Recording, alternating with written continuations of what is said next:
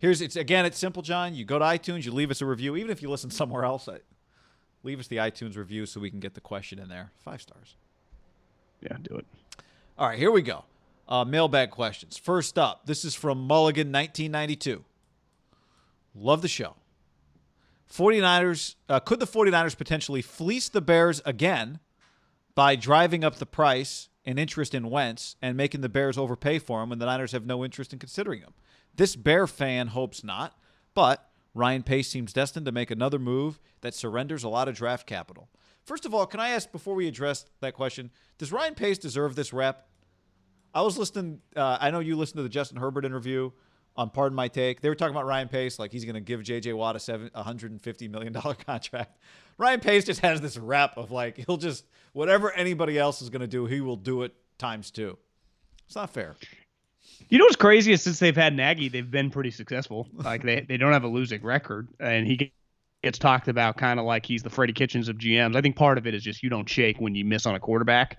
I think, when you do, like he traded up from 3 to 2 to get Trubisky within the next 10 picks, Mahomes and Watson go, it's hard to shake that. Yeah. Like to me, he's not, I would imagine, I don't follow like Bears talk and Bears radio. And I think that it's just, he is known for taking Trubisky and believing in Trubisky more than those two guys when he went all in on a quarterback. Because other than that, like he's made like getting Khalil Mack, signing Danny Trevathan, drafting Roquan Smith, Eddie Jackson, Tariq Cohen, David Montgomery, the guy now. Yeah, I mean, I actually think their team's okay. Yeah. Why do the Niners care what the Bears pay for him? Well, this is just a Bears fan who's concerned that other teams are going to drive up the cost on the Bears. You see Albert Breer wrote today or tweeted today that he thought they were in the leader in the clubhouse. The Bears are the leader in the clubhouse? Yeah, to get Carson. Like he thinks that he's going to end up a Bear. Okay. It's interesting, but like I always, when it comes to trades, like you can be the leader in the clubhouse and then 10 hours later you get traded. Are they going to be the leader in the clubhouse for another week? Then I don't buy it. Well, I think I saw something else today that it's probably going to happen over the next 48 hours. Like this isn't going to string out for another month. I think they're kind of at where they're at. They know the price. Like there's not always like we're holding out hope for 3-2s now. Like it kind of is what it is. The price, you have the best offers. Maybe you do one more round of calls. Like this is it, your final bid. All right.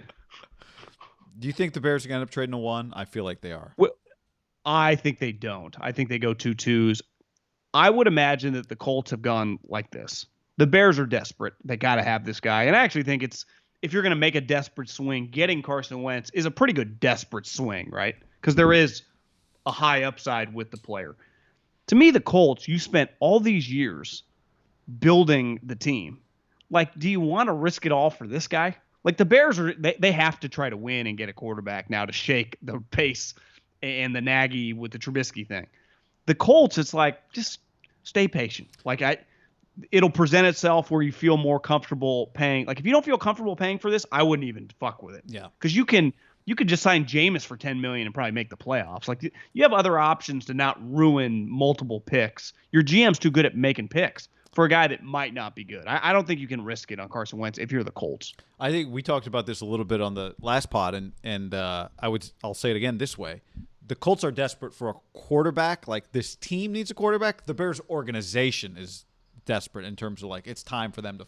They've been trying to find. The Colts are in a much less desperate situation. I think you put it perfectly. To me, Sam Darnold, lower cost makes more sense. You could get out of it faster. You don't pay as much money. Yeah, their team is also well set up to not need like. You could maybe. Again, we've talked about Mariota a lot. Maybe Mariota's good enough for you guys to make a playoff run, right? I think he would be. All right, Mulligan, 1992. Thank you. Next up, John, this is from Isaac, 86. Do you think there will ever come a time when numbers aren't behind names? Like my instant messenger was Habe 28. I don't know why I picked 28. A middle 75. I mean, I think a lot of people just did numbers. Just somebody else has your name, so you got to add a number to it. A lot of your like go-to passwords have numbers. Well, that's required, right? Yeah, that's true. On a lot of places. You guys have great takes. Thank you, Isaac.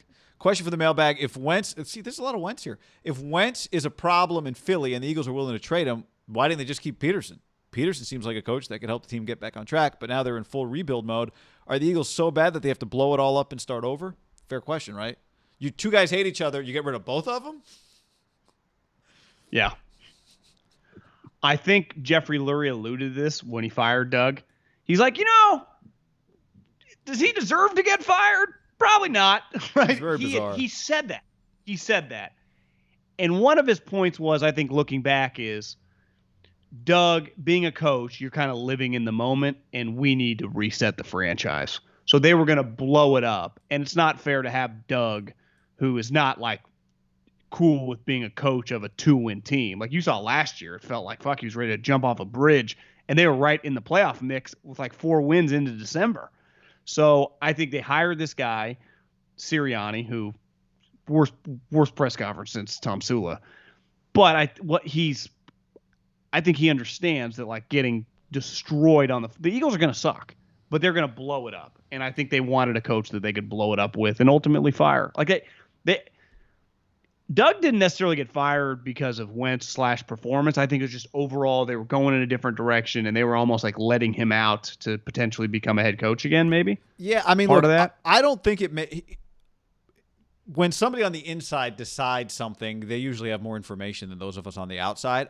If they had come out and said, look, and I know it's hard because you can't say it, but let's put it this way. If their reason on the inside is, we think we got the best out of Doug Peterson, he won a Super Bowl, but we don't really think he can rebuild and be the coach of another Super Bowl team. We think we captured lightning in a bottle, but after a few years with him, we don't actually think he's a Super Bowl level coach. That is not allowed to be said. No, it's not allowed to be said. But if that's what they think, even if I disagree with it, if that's what they think, then it makes sense to me. Like, I know from the outside it looks crazy, but we think we actually kind of got lucky on that Super Bowl. We don't think he's good enough. If that's what they think, it makes sense. If they think he is a Super Bowl level, a playoff level coach, and it's just, well, we don't want to put him through the rebuild, or he doesn't want to be here, it's too much stress for the rebuild, that would make no sense to me. I mean, being an NFL head coach with a Super Bowl ring, if you've won a ring for a team, you get a lot of time. Like, you get a lot of leeway for a rebuild. So that's where it's weird to me, is like, did they just decide they don't like him anymore? And they might have. And that's okay. That's fine if that's what your decision is. But does feel, though, the new guy might be a little over his head. If you're Doug Peterson watching this, you're like, oh, you guys are going to make me look good. Yeah. Next up for the mailbag, Elite Pod. This is from Steve and R.E. Been a ham consumer since terrestrial radio. As a Woodland kid, home of Dustin Pedroia, not far from where we grew up in Davis. As a Woodland kid living in NYC, Ham Pod delivers the base sports talk I crave. Wondering if you guys think Kyle Shanahan likes Trey Lance, and what are the chances he's still there at 12? Bonus, are we all sleeping on Kyle loving Josh Rosen? Also, guys, there is no convo within the industry. The Weeknd is seen like a Jeff Fisher type, and Bruno Mars is Bill B. Lot going on there. What's Bill B? Bill Belichick. He's saying Bruno Mars is Bill Belichick. The Weeknd, spelled correctly, only 2 E's, is Jeff Fisher. Wow, that seems harsh. That does seem harsh. Jeff Fisher did lead a team to Super Bowl.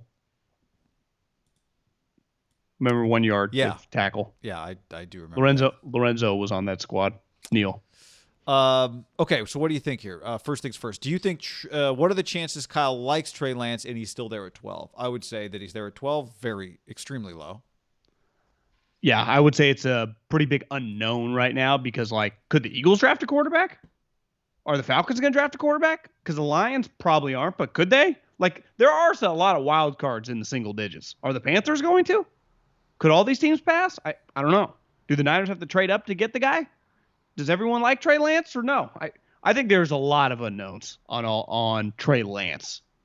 Like, I think Justin Fields is going to be viewed as a guy that cocky coaches, and I mean that in a good way. Like the way Sean Payton feels, the way Andy felt about Mahomes, the way Bill O'Brien felt about Deshaun. Like, fuck, go get me that guy. I'll figure out to win with him. Other people don't want him, I'll get him. Yeah. Because Justin Fields is going to have some of the purest, like, people living in the moment. Like, he's not good enough. He doesn't see the reads. He's overthrows guys. That's not – the cocky guys don't see that. Like, I'll coach him up. I'll get him to understand that stuff. Right? Yeah. And when I say cocky, I just mean coaches that believe in, like, I can harness the talent that the kid has. The Bills did that with Josh Allen.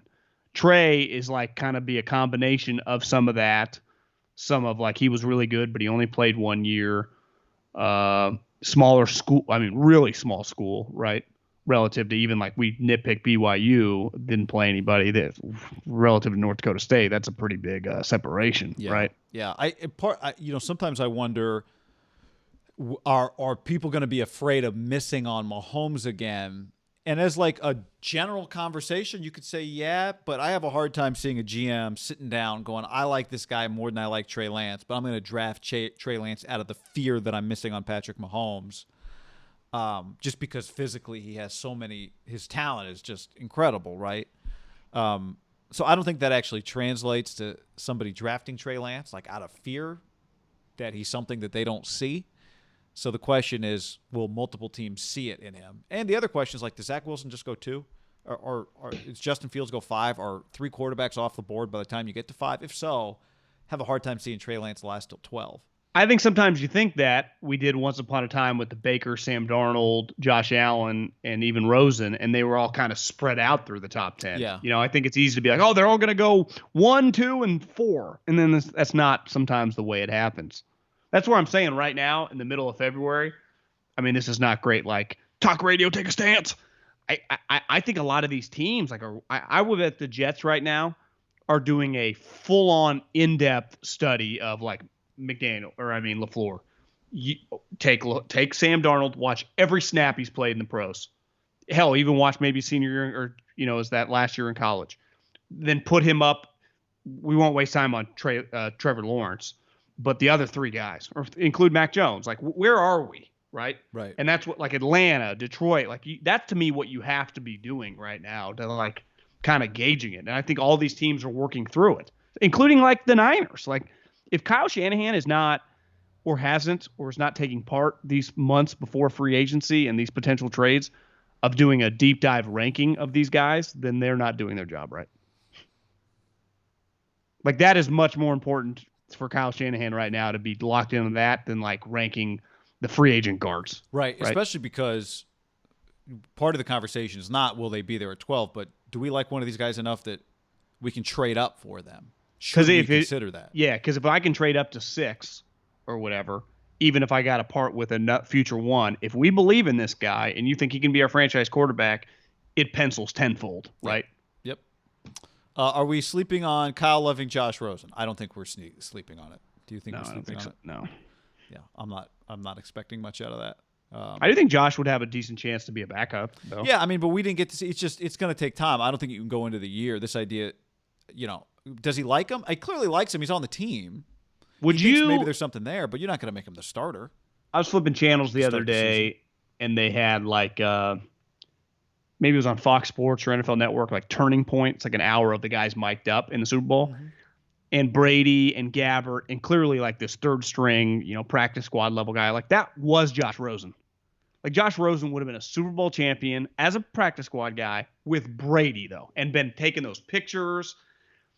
And ultimately, I bet off the boat. I think he got a couple, 53-man, those last 2 games, right? He got 53-man minimum salary, like $600,000 salary, which he wouldn't have got there. But in terms of Super Bowl bonuses for practice squad guys, and ultimately the Bucs would have re-signed him to be on the offseason roster anyway, and he's not guaranteed to make the roster for the Niners. Do you think he regrets that move? Was it his That's choice? across his mind. Yeah, you can turn it down. So he turned down because the Niners are basically offering you, we're going to give you 53-man while the season's still going on, but then I got to control your rights in the offseason, right? He signs the same contract in the offseason with the Niners as he would have with the Bucs. Oh, I see what you're saying. Yeah, but he probably made, I'm just going to guesstimate $65,000. I think if you're him, it's probably not even the money. I think it's more so like he's bounced around so much. He made money being the 10th pick. But I think if you're him, if somebody wants you more than the place you are, like if I'm Josh Rosen, the place I want to be is the place I'm most wanted. Just given how inconsistent he just hasn't been able to stay But you do agree, it'd be a rare time in this career that feels like he's holding on for dear life that they want him too. Like Arians is there, if Brady likes him. you got a pretty good chance to win the Super Bowl. But then when they actually win the Super Bowl, and you just realize, fuck, that could have been me standing next to all these guys.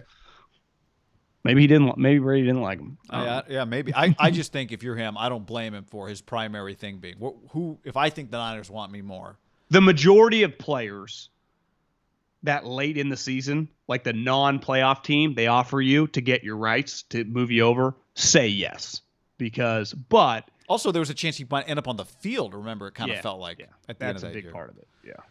All right, next up, mailbag question from Mikey B 209. A longtime listener. Love the podcast. Finally decided to ask you guys a question. With Deshaun Watson under contract and no first-round picks this year, could you see the Texans holding on to Deshaun and letting him sit out if he refuses to rejoin them in a spot and draft in the top 5 the next year, moving off from Deshaun when they have a QB in mind with next year's draft, and then trading Deshaun for skill players, draft picks that fit their QB skill set? In other words, they don't need to trade him this offseason if they don't get what they're asking for. So could the Texans go full hardball and just make Deshaun sit out the season and be bad and get another good draft pick next year and on you go?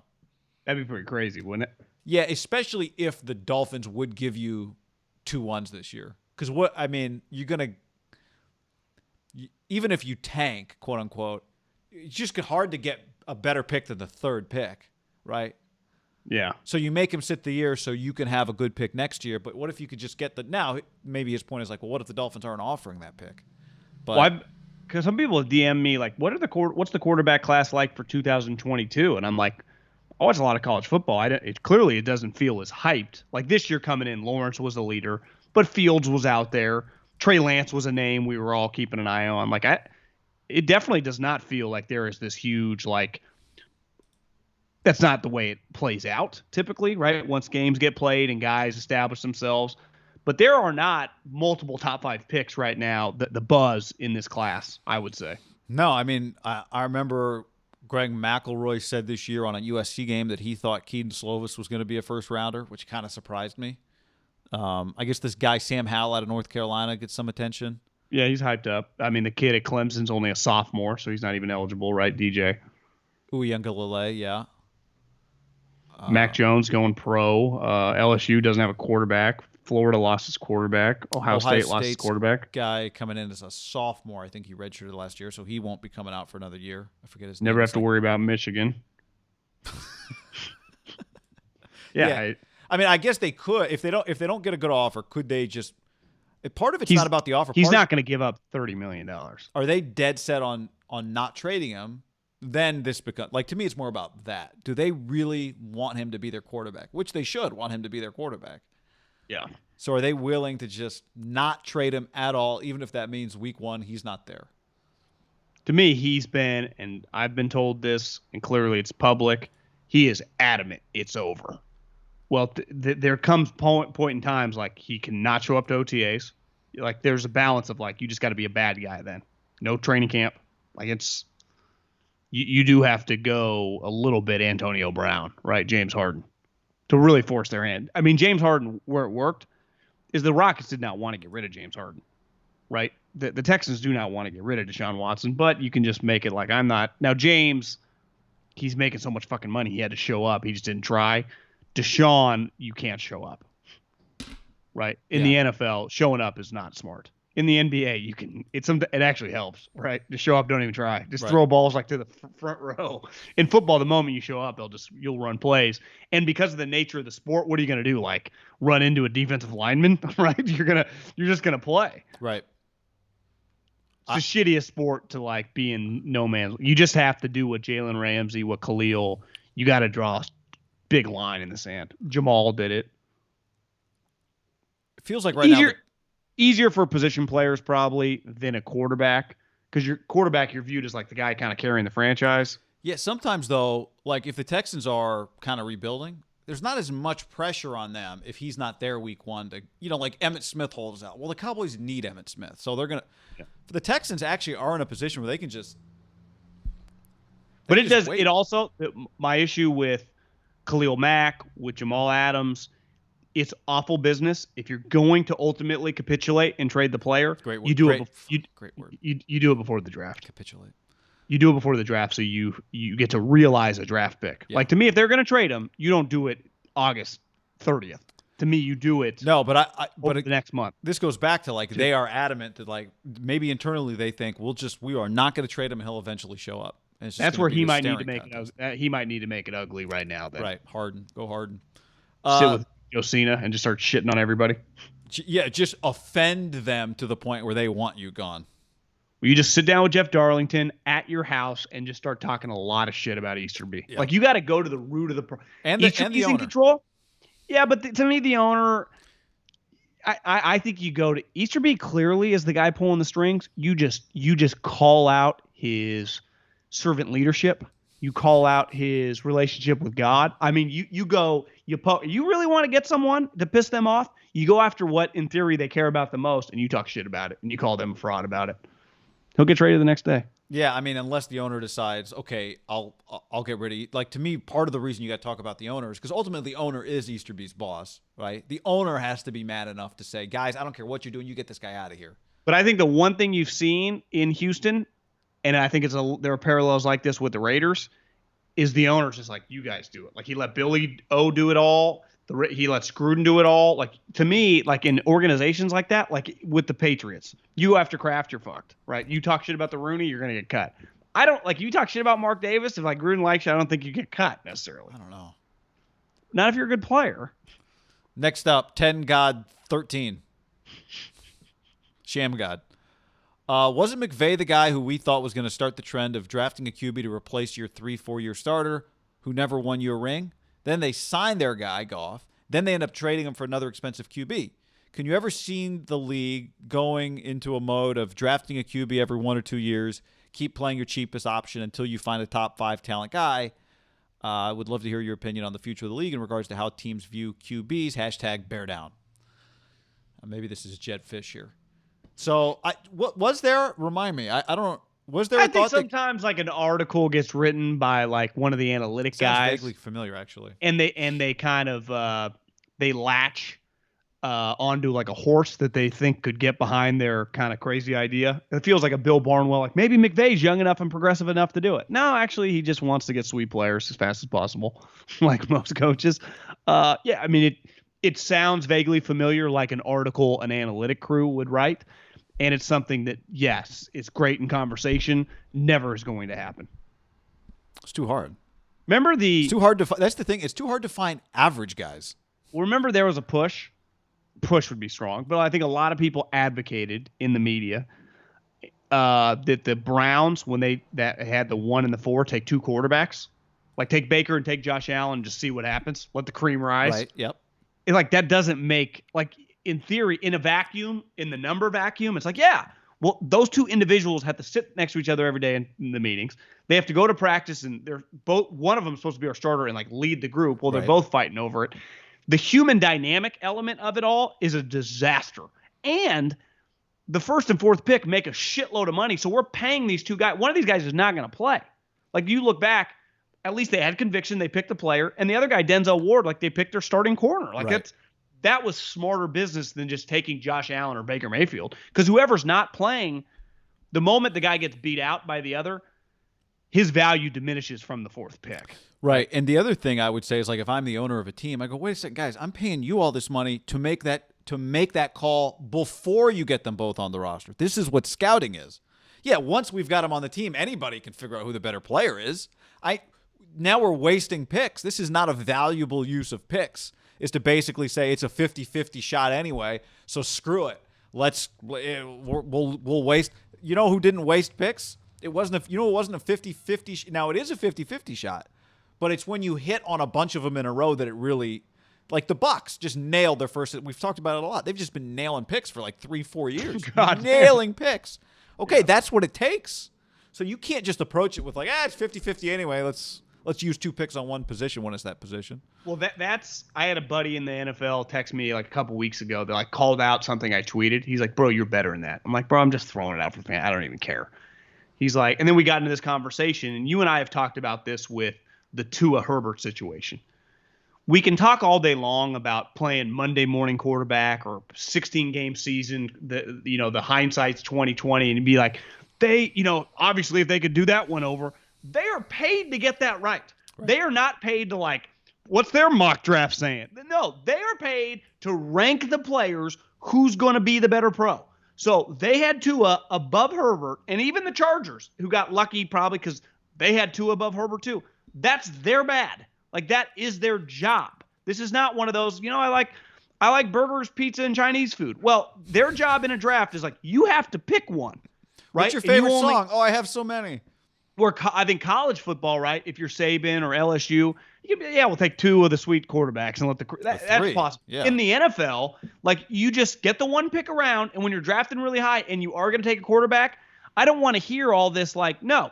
The Miami Dolphins today, they got it fucking wrong. And everyone agreed with them. Who gives a shit? Because, they were wrong. It doesn't mean they're terrible and are just the worst and can't do it. It's just when we evaluate who got the better quarterback, who made the right pick and who made the wrong pick, they made the wrong pick. And when you say, and this is going to come in this draft. It's what it looks like right now. Maneuvering for different quarterbacks, and if the Niners trade up, it is their job to pick the right guy, right? All these teams. So, when they do it, it devastates the franchise. It really does. I mean, it sets you back years if Watson or Mahomes had been the equivalent of like Rosen, like they'd just been bad, that would have been crippling to the Texans. Texans are a disaster. They still have the ability to trade a guy potentially for like 3 1s and 2 2s, right? Yeah. So it's like, and if they nail that pick, guess what? They're back. Yeah. I mean, their organization, they might not be able to figure it out, but the second it looks like their guy is Herbert, okay, here we go. That's hard though. This is from Blake Clark, 0707, mailbag, blah, blah, blah, blah, blah. Love the pod, blah, blah, blah. JK, really do love the pod. Question, the last 10 quarters of Tom Brady in the Super Bowl, in Super Bowls in which he's won, his defense is not allowed a TD. This actually, I hadn't thought about this. So the last 10 quarters in Super Bowls that Brady's won, his defense hasn't allowed a touchdown. Fourth quarter and OT of the Falcons Super Bowl, no TDs allowed to the Rams, and no TDs allowed to the Chiefs. Are we sure Brady's defenses are not winning him these Super Bowls, or is Brady winning these? Thanks, promo code HAM, Blake. This is, first of all, great nugget there, Blake. That is a fantastic nugget. It is a team game, right? Brady doesn't win any Super Bowls by himself. Like, even the Super Bowls that he won, like Peyton Manning Super Bowl, like, didn't remember Rhodes, the running back, was like should have been the MVP of the game. Like, a Super Bowl, like Joe Montana's not throwing 5 touchdowns in every Super Bowl. Like, part of winning in football, you need to run the ball well. You need a good defense. You need a good kicking game. Like, you don't just there's a reason like the Raiders didn't make the playoffs, right? Their defense sucked. Well, we never talk this way. I shouldn't say we never. We do. But, like, look at what it took for the Warriors to win championships. They had to combine Steph Curry and then Klay Thompson, who's a really good defender and one of the all-time great shooters. And they also had to get Draymond Green, who's like an elite defender and a great passer. But that wasn't even enough. They also had to have Andre Iguodala, who could guard LeBron James, and then they added Kevin Durant. Like, it is, and I said it the other day when we were talking about the Ravens. Guy, their backup point guard Sean Livingston's 6'8". It's just only multiple. It's great coach, great players. Like, you need all of those things to win it. That's why it's so damn hard, because you need so much. So, I mean, there is this kind of like, is Brady lucky? Those teams don't win their Super Bowls without Tom, though. That would be the counter, right? Because you don't beat. Congrats on no TDs against the Chiefs, but if somebody else is their quarterback, are they even there? But, like, I think the Jordan documentary is a great example of, like, no one our age or older even pretends to argue. Nick Wright's the lone guy, like, over 30 that thinks LeBron's better than Michael. But I think LeBron is a good example of this, too. But let's just use Michael. Like, Michael had arguably the greatest two-way player as his right-hand man, Scottie Pippen. He had multiple generations of one. He had Horace Grant, and then he had Dennis Rodman. He had an unreal point guard in Ron Harper the second go-round. The first go-round, he had B.J. Armstrong. He had shooters like John Paxson hit the game-winning shot of the finals game. So did Steve Kerr. Like, you need other people to, like, he had a great coach. Like, part of it is, like, you cannot – this is not golf or tennis. Like, Tiger can't just do it all by himself. You do need other people. Like, when the game shows – the other people have to show up, right? Yep. In basketball, football, same with baseball. Like, you're going to need random guys to get hits. You're going to need random bullpen guy to give you 2 innings in a game 3 when you're right. I think sometimes that gets lost. Probably more in basketball because it is kind of like an individual sport mixed with the team sport. But in football, like Teddy Bruschi gets a lot of credit, right? Gronk gets a lot of credit. Devin McCourty gets hell. Slater, the special teams demon, is like the guy leading the huddles, Oh yeah. right? Who feels like, does that guy have Patriot GM written all over it in like 2030? What's his first name? Matt? Matt Slater, yeah. Matthew? UCLA guy, super smart. I mean, the Crafts guy, have to love him. He led the team breakdowns while Tom Brady was on the team. That's incredible. He broke down the team. Last one here. This is from 40 Deuce. Appreciate it, 40 Deuce. Hey guys, listening since 2016, and I believe the show has never covered this topic, or at least since I've been listening. Since wagering on sports has been legalized in states like Michigan and Washington, the Action Network app growing its reach, perfect ham sponsorship, by the way, and apps like DraftKings and FanDuel accepting wagers online, the disadvantages of living in California continue to pile.